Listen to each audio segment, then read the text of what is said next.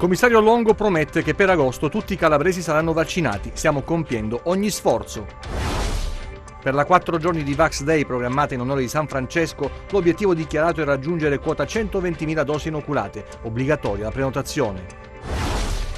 13 vittime tra ieri e oggi, il totale dei decessi in Calabria è salito a quota 1010. Nelle ultime ore la diagnosi di Covid è stata riscontrata in 473 pazienti.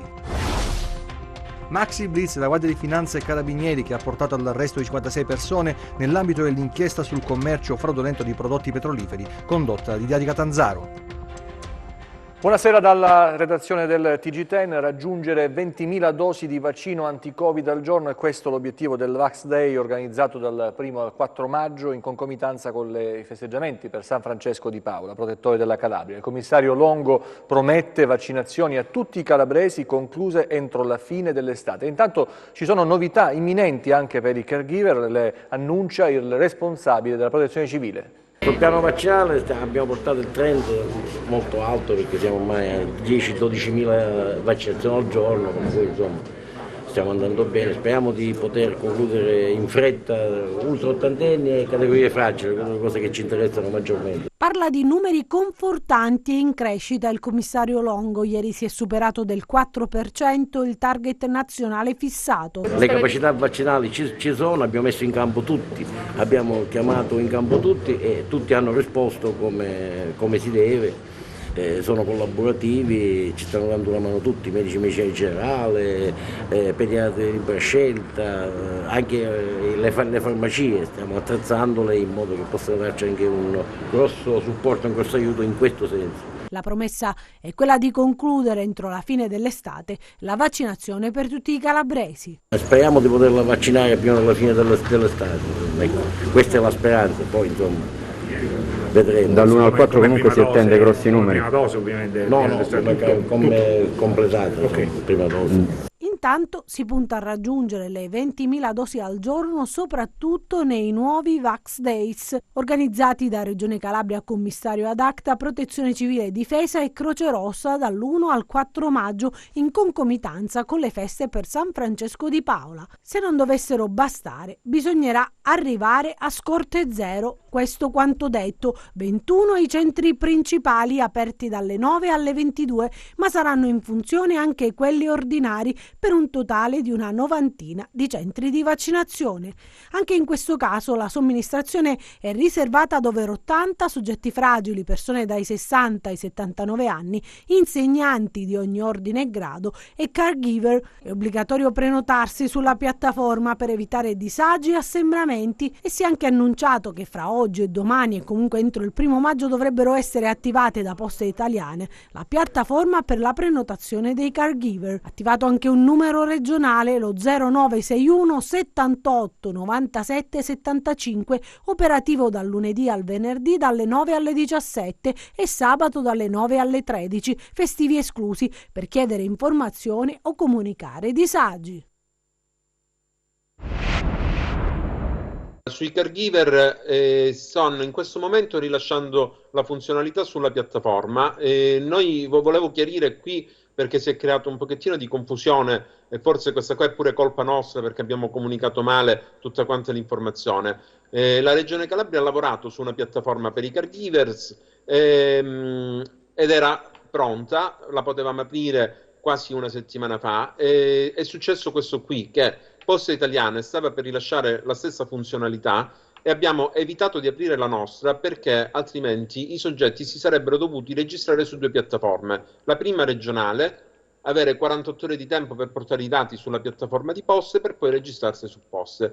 Per evitare questa doppia registrazione e per evitare un problema agli utenti abbiamo deciso di aspettare la funzionalità di Poste. Questo problema è in tutta Italia con tutte le regioni che utilizzano Poste, quindi è un rilascio nazionale. Si sta aprendo in questo momento inserendo il codice fiscale del fragile previsto dalla tabella 2 dell'ordinanza 6 del commissario Figliuolo. Sarà possibile associare al fragile 3 nomi che devono essere conviventi o persone con contratto di lavoro regolarmente registrato che avranno diritto a fare poi il vaccino. Ecco, Fortunato Varone ha partecipato al sopralluogo questa mattina insieme al presidente facente funzioni Spirlì, al commissario Longo, a Villa Bianca, la struttura sanitaria di Catanzaro che da lunedì comincerà ad ospitare i primi 14 pazienti Covid. Cantiere Villa Bianca, c'è chi impasta cemento, chi tinteggia mura e termosifoni, nelle stanze le reti pronte. La notizia di oggi è che la struttura sanitaria sarà pronta già lunedì per ospitare i primi pazienti Covid. 14 posti di ordinaria, cioè Covid ordinario, partiranno già probabilmente lunedì. Sì. Questo non significa che ci fermiamo, significa che la settimana prossima ci rivediamo qui per andare a vedere non tanto quello che succede, perché non ci potremo andare in quel piano, ma andremo nei piani nei piani inferiori, sì, adesso grazie, nei piani inferiori per seguire i lavori dei piani inferiori.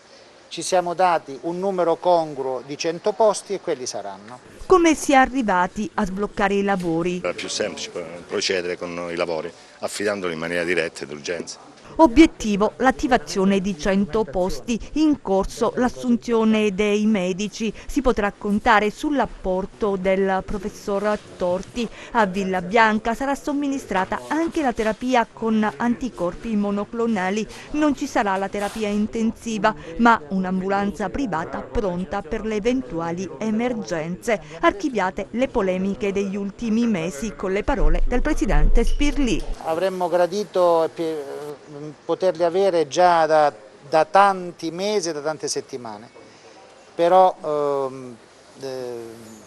la Calabria deve fare i conti anche con il suo passato e con un suo presente ancora che a volte diventa un po' tignoso, ma siccome siamo calabresi anche noi, siamo tignosi anche noi e quindi andiamo avanti in questo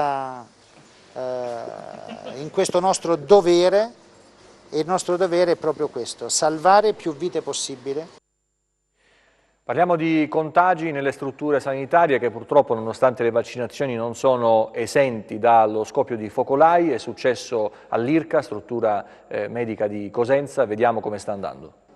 Ha destato preoccupazione il focolaio di Covid scoppiato all'interno dell'IRCA, la struttura sanitaria di Cosenza con 59 posti letto. La situazione è sotto controllo, lo diciamo, e questa è un'occasione per ringraziare gli operatori sanitari, i medici, il Dipartimento dell'ASP di Cosenza e il dottore Marino che sono intervenuti prontamente. Ma ora, allo stato attuale, abbiamo 11 pazienti positivi e un medico positivo. Sono stati effettuati, ripetuti di nuovo i tamponi agli operatori sanitari, quindi al giorno attendiamo l'esito e speriamo che siano veramente in un percorso di uscita. Diciamo grazie perché questa struttura, le deficienze strutturali e carenza di personale è una denuncia che è partita da tempo, da ottobre dell'anno scorso, e si comprende come nella prima fase pandemica l'IRCA è stata Covid free, nella seconda parte purtroppo anche questa struttura è stata colpita. E si comprende che le deficienze iniziali, come in tutte le strutture sanitarie, naturalmente acquistano un rilievo maggiore nel momento in cui si sviluppano i casi positivi. La struttura ha sospeso i ricoveri, all'interno sono state prese le dovute precauzioni per evitare l'estensione del contagio. Non possono essere effettuati più ricoveri, per cui la struttura ora è diventata una struttura Covid con un direttore, il direttore Corsonello, che vi assicuro l'assistenza è sempre presente, un monitoraggio continuo dell'ASP, ma io ringrazio gli operatori che fin dal primo momento personalmente si sono attrezzati per separare i pazienti positivi dai pazienti negativi, hanno in tutti i modi far sentito la loro voce per far sì che venisse strutturato i percorsi sporco puliti in modo da contenere i problemi del contagio. Vediamo adesso il bollettino di giornata, il contagio è stabile, purtroppo ci sono altre 5 vittime. In Calabria ad oggi sono stati sottoposti a test 713.245 soggetti, più 3.661 rispetto a ieri. Le persone risultate positive al coronavirus sono 59.670, più 473 rispetto a ieri. I casi confermati oggi sono così suddivisi: a Cosenza 185, a Catanzaro 70, a Crotone 55, a Vibo Valentia 34, a Reggio Calabria 129, da altra regione stato estero 0. I ricoveri sul territorio regionale ad oggi sono 473 nei reparti di malattie infettive, 48 nelle terapie intensive, 5 vittime nelle ultime 24 ore, 1.010 in totale dall'inizio della pandemia. È stato necessario prendere delle misure di contenimento nel comune di Montalto Fugo, provincia di Cosenza, e a Paravati, frazione di Mileto, nel Vibonese. Vediamo. Sono Montalto Fugo e Paravati di Mileto, le nuove zone rosse istituite con l'ordinanza emessa dal presidente facente funzioni della Regione Calabria al fine di contenere la diffusione del Covid-19. Il provvedimento prende atto di interlocuzione con i sindaci dei comuni del Cosentino e del Vibonese e con i dipartimenti di prevenzione delle aziende sanitarie provinciali di Cosenza e Vibo Valentia. L'ordinanza istituisce le 2 zone rosse dalle ore 5 del 30 aprile a tutto il 13 maggio 2021, tenuto conto che l'incidenza del contagio negli ultimi 7 giorni rispetto alla popolazione residente registra valori superiori ai livelli di allerta e interessa un cospicuo numero di individui di età pediatrica con possibili ripercussioni nel setting scolastico. Nei comuni interessati dall'ordinanza sono limitate a non più del 50% della popolazione studentesca le attività scolastiche e didattiche in presenza della scuola secondaria di secondo grado. Resta ferma la possibilità per i comuni di intervenire, è scritto ancora, con l'adozione di ulteriori provvedimenti in relazione alla situazione epidemiologica caratterizzante il singolo territorio di competenza, nel rispetto del principio di proporzionalità e adeguatezza correlato al rischio da fronteggiare. Consiglio Comunale Fiume a Reggio Calabria, all'ordine del giorno anche la questione priorità nelle vaccinazioni. Sentiamo. Quasi 6 ore di Consiglio Comunale dove, tra le altre cose, sono stati approvati il regolamento sul canone unico patrimoniale e le aliquote propedeutiche all'approvazione del bilancio già approvato in Giunta, ma un Consiglio Comunale dove in primis si è espressa la solidarietà alle famiglie con bimbi che hanno il disturbo dello spettro autistico, che chiedono soltanto la garanzia della cura e della salute per i propri figli. E poi 2 importanti ordini del giorno, uno relativo a un ordine di priorità che il Consiglio Comunale ha voluto dare all'ASP, alla Regione Calabria, per ciò che concerne il piano vaccinale, e naturalmente un atto di indirizzo politico che chiede all'ASP, chiede al commissario Longo, chiede alla Regione Calabria di dare priorità in questa seconda fase vaccinale, in questa nuova spinta che si sta dando ai vaccini, soprattutto alle categorie più esposte, a quelle che sono state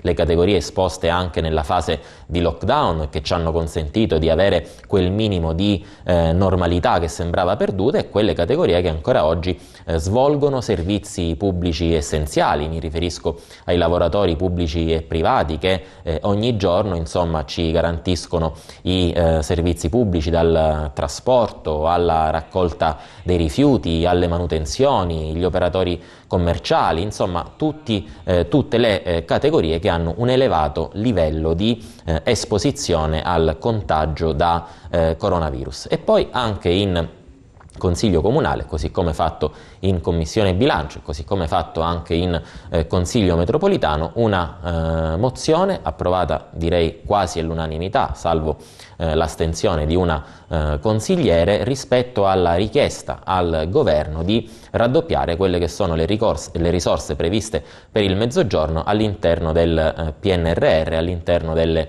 risorse che arriveranno col Recovery Fund. Lo abbiamo detto a più voci, lo abbiamo detto in tutti i modi possibili. Queste risorse devono raddoppiare, intanto perché c'è un'indicazione che viene in questo senso dall'Unione Europea, ma soprattutto perché questa è davvero un'occasione straordinaria per unire in maniera definitiva il Paese e offrire al Mezzogiorno quelle occasioni di rilancio e di crescita sotto il profilo occupazionale, sotto il profilo della crescita economica e sociale. Maxi Blitz, siamo alla cronaca della Guardia di Finanza e Carabinieri che ha portato all'arresto 56 persone nell'ambito dell'inchiesta sul commercio fraudolento di prodotti petroliferi condotta da Didia di Catanzaro. Ci sono dei signori che hanno la necessità, portano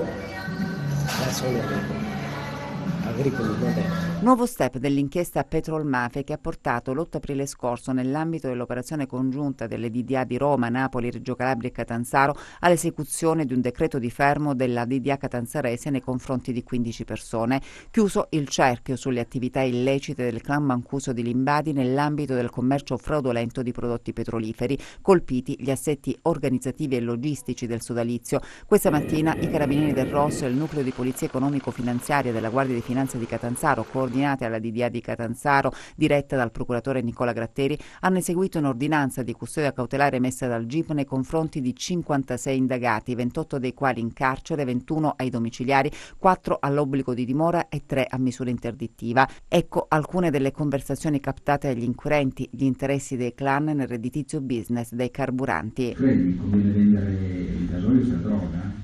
Cioè, i guadagni sono allucinanti. Le accuse a vario titolo sono di associazione mafiosa, associazione per delinquere finalizzata a commettere delitti di estorsione, riciclaggio, reimpiego di denaro di provenienza illecita in attività economiche, intestazione fittizia di beni, evasione delle imposte e delle accise anche mediante emissione e utilizzo di fatture per operazioni inesistenti, contraffazione e utilizzazione di documenti di accompagnamento semplificati, delitti aggravati dall'essere stati commessi al fine di agevolare l''ndrangheta. L'operazione Petrolmafia è collegata, almeno per quanto riguarda il filone coordinato alla DDA di Catanzaro, alla maxi inchiesta Rinascita Scott. I beni, già sottoposti a sequestro di urgenza, dopo la convalida del GIP, sono stati affidati ad amministratori giudiziari. E adesso andiamo a Crotone per l'incontro tra l'amministrazione comunale ed Eni Rewind in merito alla bonifica dei siti dell'ex area industriale pitagorica. Prove di accordo sulla bonifica dell'ex sito industriale. Eni Rewind è disposta a rivedere la fase 2 del piano operativo. Lo annuncia l'amministrazione comunale crotonese in una conferenza stampa nel Palazzo di Città. Massima apertura da parte dei vertici di Eni, che hanno dimostrato quindi di essere disponibili al confronto e al dialogo. Come ha detto anche il dottore Misuraka, non c'è un progetto perfetto, ma si può sempre migliorare. Quindi si incontreranno adesso i tecnici, valuteranno quelli che sono stati i contenuti della discussione di oggi e poi vedremo cosa accadrà ai fini di migliorare una bonifica. C'è un'area che è individuata come area ex impianti che nel POB fase 2 è stata liquidata con poche righe. Un progetto di migliaia e migliaia di pagine, centinaia di allegati, centinaia di tavole grafiche. Un'area di 25-26 ettari è stata liquidata con poche righe. Cosa hanno scritto? Siccome l'area è già pavimentata, può essere considerata come un'area messa in sicurezza permanente. Non è così, i suoli sono altamente contaminati, la contaminazione ha superato la barriera di argilla, lo strato di argilla e secondo i criteri utilizzati dalla stessa Eni Rewind devono intervenire. Adesso la pagina del lavoro con lo sciopero dei dipendenti del consorzio di bonifica Castrovillari. La Regione è sempre stata dalla parte dei lavoratori dei consorzi di bonifica, così l'assessore Gianluca Gallo in merito allo sciopero dei lavoratori del consorzio di bonifica di Mormanno che avanzano 12 mensilità. L'agricoltura, sottolinea, è fondamentale per il motore economico della nostra Regione. Non possiamo essere dalla parte di coloro i quali i consorzi di bonifica li utilizzano per fare fortune personali o fare percorsi anche di altra natura. La vicenda della malagestio dei consorzi di bonifica si trascina ormai da molti anni.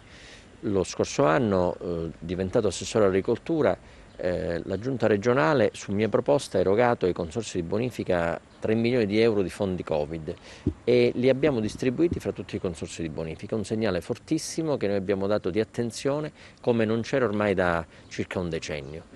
Quindi abbiamo le carte in regola per dire che la nostra regione, questa amministrazione regionale è stata dalla parte dei consorzi, soprattutto dalla parte dei lavoratori. Anche quest'anno credo cercheremo di reperire risorse ulteriori. Noi stiamo portando avanti un'azione moralizzatrice sui consorzi di bonifica, stando dalla parte dei lavoratori sicuramente. Adesso l'economia con la rubrica sulla borsa, vediamo.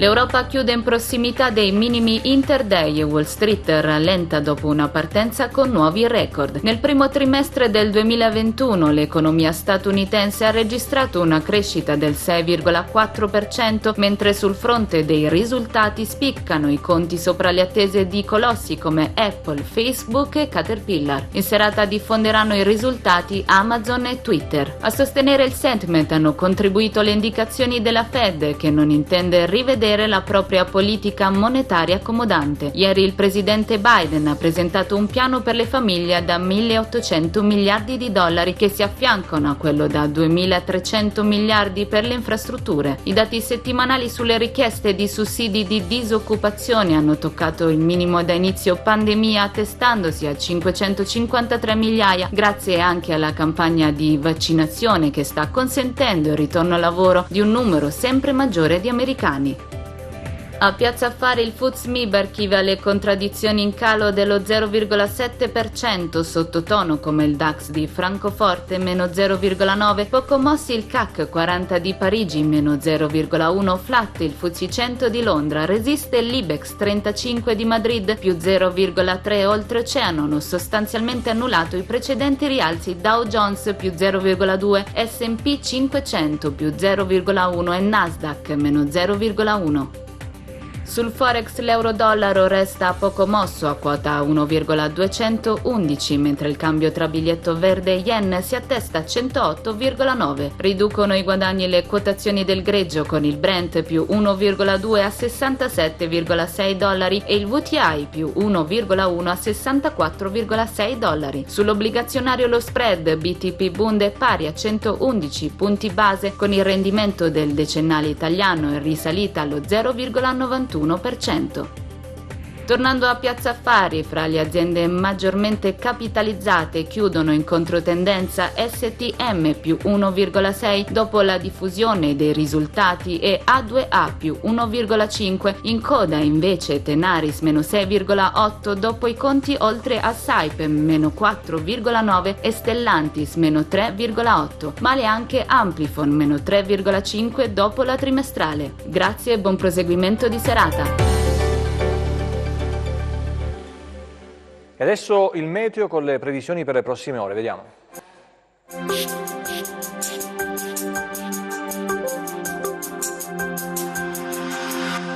Ben ritrovati da Meteo in Calabria. L'elemento saliente dei prossimi giorni saranno le temperature che aumenteranno ulteriormente a causa dell'azione di venti meridionali convogliati dall'anticiclone africano, che sarà nuovamente in rimonta sul meridione Italia. Tale riscaldamento però si avvertirà poco, addirittura per nulla, su buona parte dei versanti ionici, a causa di fenomeni legati all'afflusso di aria che è stata a contatto con il mare Ionio, ancora freddo, e la relativa formazione di foschie dense e banchi di nebbia. Domani cielo sereno al più poco nuvoloso per passaggio di velature, ancora possibilità di formazione di nubi basse, foschie dense e banchi di nebbia durante le ore notturne dal primo mattino e in serata sui litorali ionici catanzaresi, crotonesi e cosentini, nonché su Piana di Sibari. Temperature in ulteriore lieve aumento sui versanti tirrenici, con valori localmente prossimi ai 30 gradi. Domani Mar Tirreno e Golfo di Taranto saranno poco mossi, il resto del Mar Ionio sarà inizialmente mosso ma vedrà diminuire il suo moto ondoso, venti ancora di direzione variabile, in serata comunque sul Basso Tirreno si disporranno da sud-est moderati. Per ulteriori approfondimenti vi rimando al sito www.meteoincalabria.com e alla nostra pagina Facebook Meteo in Calabria. TG che finisce qui, ci vediamo nelle prossime edizioni, grazie per la vostra attenzione, arrivederci, ancora una buona serata.